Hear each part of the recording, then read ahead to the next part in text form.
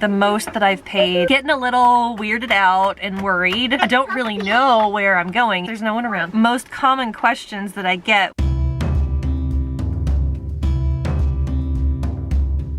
So if you saw my previous episode where I tried to get beignets and they were closed, and then we went to another donut shop and they were closed, and then we finally ended up at a donut shop that I knew 100%, well, with a fair amount of certainty that they were open. Third time is sometimes a charm? I wonder where that comes from. Or is it just that after you go through 2 failures, you like change your approach, or you take your lessons from the first 2 failures and like figure it out for sure for the third one. You know, I don't think it's all to chance. Anyway, so as we left Orange Beach, headed back north to my dad's house, I had looked up a place, like I looked up the best hikes in Alabama because I like to hike, and I've never really, and Rosie likes to hike too, and I've never really explored most of Alabama. I've mostly driven on I-65 right through the middle of it, and that's it.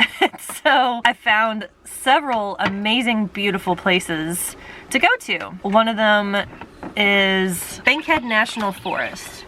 It's in like northern western Alabama. And there was 2 campgrounds, 2 national forest campgrounds.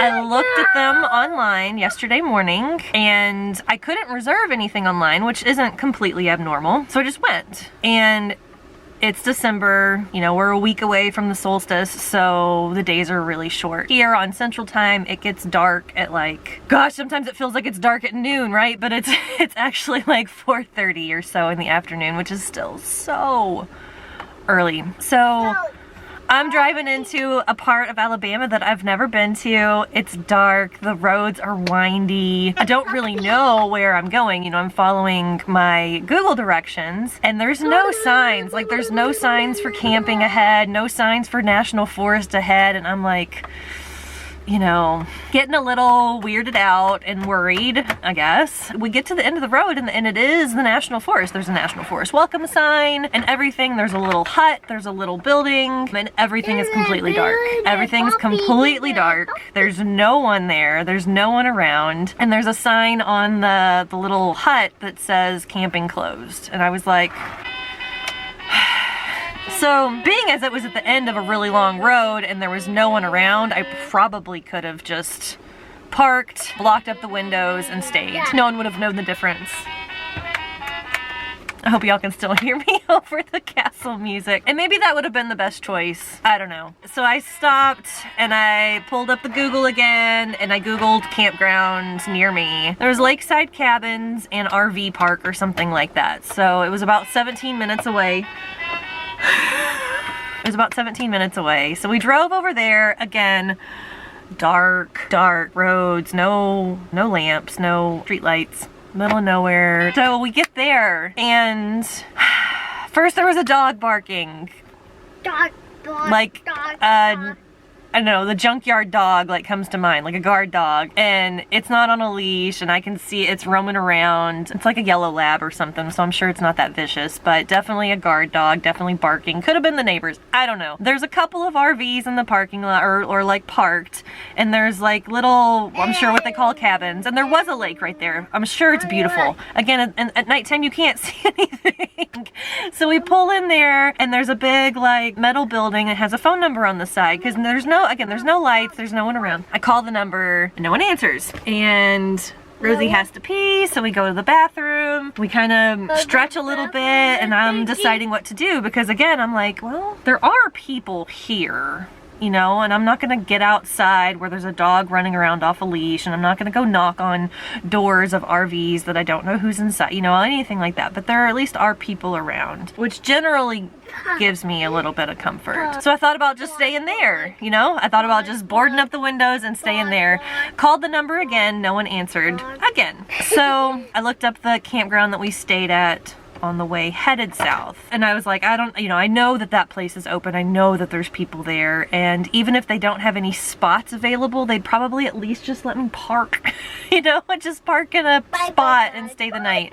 I looked that up, and it's like 47 minutes away, and I'm like, okay, well, that's not awful, right? Plus I know that they're open. Again, third time's a charm, or you just figure it out a little bit better. So I get headed in that direction. Once I get back on a more, you know, still not an interstate, but a more highway where I'm going straight and there's lights and everything. I call them and they do have a spot available. Let them know that I'm coming and everything. So then we get here. And we're actually in the exact same spot that we parked at a little over a week ago when we were headed to the beach. So one of the most common questions that I get when I go into travel groups and stuff like that is, where do you stay? Where do you park? Where do you sleep? You know, like, where do you stay at night? And so far we've been mostly traveling through September, October. We were stuck in Indiana for all of November because the van was at the van doctor. It's now December and we're traveling as much as we can around holiday stuff, obviously taking COVID stuff into consideration as well. We've stayed mostly, since we started traveling, in campgrounds. Mostly state-ran campgrounds that you can reserve online because it's just convenient. We have stayed at private campgrounds a couple of times. You obviously pay. You pay, I think the lowest amount that I've paid is like 17 bucks a night, which, I mean, that's not a lot.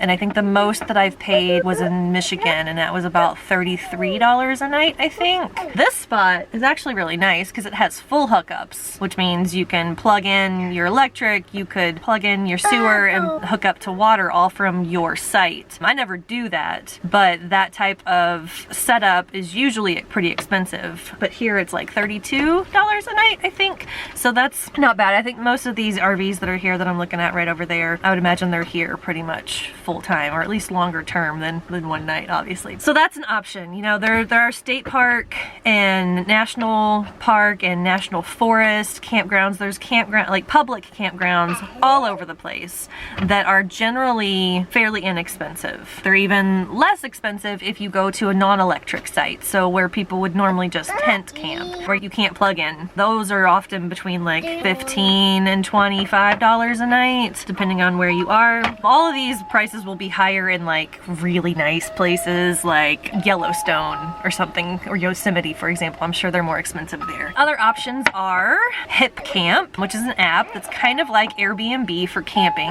So it's just individual landowners or whatever that have either a spot available or they have a little mini campground or whatever. You can go on there. There's cabins sometimes available. There's all kinds of like glamping or yurts. There's all kinds of fun stuff on there, which is really interesting. Then there is another community called Boondockers Welcome, which I have a video about the first time we stayed at a Boondockers Welcome site. I will link that in the description below. Go check that out. Boondockers Welcome is like individual homeowners or landowners that are offering their space to people to park, generally 1 or 2 up to 5 nights. You know, the individual landowner gets to choose their stipulations, and it could just be a driveway or the spot in front of your house on the road, or it could be next to a lake or on a farm or by the beach or wherever that landowner happens to be, and it's absolutely free, which is really cool. And sometimes it says on there that you're allowed to plug in, or that they actually have the tower to plug into with 30 amp or 50 amp service. A lot of times it's just, you know, like an extension cord to plug in. Sometimes it's nothing. Sometimes they ask for a donation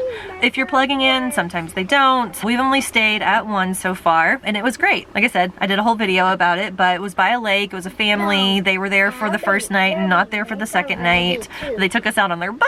It was great. I'm not saying that they're all gonna take you out on a boat, but it is free. You just have to set it up a couple of days in advance, and yeah, and they have the right to say no, you know? So like you can look at the map and find one that's perfect and then be like, that's it, that's where I'm gonna stay, and then you message them and they're like, oh, we can't this night, or we already have people, or whatever, you know? So it takes a little bit more coordination than just pulling up a state park website and making a reservation. Then you can also, of course, just boondock, which is parking someplace. Could be at a Walmart parking lot, could be at a truck stop or a rest area. It could be in a neighborhood, a connector road outside of an apartment complex, or in an industrial area. Or, you know, I had the thought last night driving around, like on the highway, I passed so many like RV dealers and places you can buy RVs. I'm like, I could just go park in their parking lot and no one would really think anything different, you know?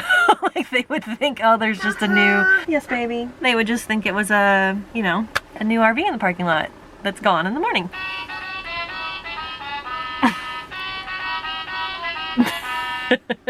Silly goose. Boondocking can also be on public lands like BLM land, Bureau of Land Management, or in national forests, state forests, places where you're legally allowed to camp just about anywhere. When we were in Utah last year, I was aware of boondocking and everything. We would just look like in any direction and you'd see, oh, an RV parked over there or a van parked over there or whatever. And usually there are rules, like you can only stay for up to 14 days without moving, or sometimes it's 20 days or whatever. You know, you gotta look into stuff. But there are so many different options to get you out on the road for whatever your budget is and whatever it needs to be and whatever you want it to be. There are always more options than you even know. So don't use that as an excuse to not get out there. Get out there, because there's always a place for you to stay that is safe. Okay, so get out there. Happy trails, happy travels, happy camping. Love y'all.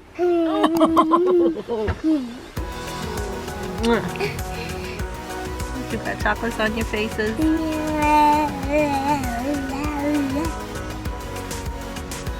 Where's your mom's side? What? Mom's side. Mom's side? Yeah, mom's side. What's that mean? Oh, like this? You're on that side and I'm on this side? You say bye? Bye.